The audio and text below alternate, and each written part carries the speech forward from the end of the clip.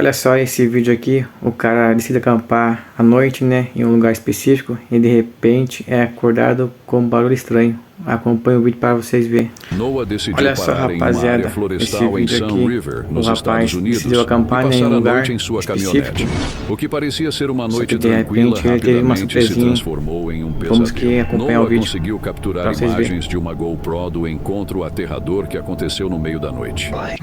A cena é assustadora, são 2h30 da manhã e a floresta está na completa escuridão. De repente, o silêncio é interrompido por barulhos vindos do exterior do caminhão. Me parece que ele é Embora acordado, o veículo esteja trancado, alguém começa a bater na lataria, deixando Noah com medo, temendo por sua segurança.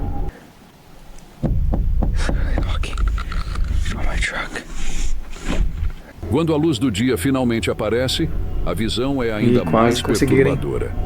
Marcas de mãos estão espalhadas por toda a superfície da caminhonete e é evidente que alguém tentou espiar o que tinha no interior. O que poderia levar alguém a fazer isso? O mais assustador é que, segundo ele, essa pessoa estava vagando pela floresta sem uma lanterna ou qualquer fonte de luz.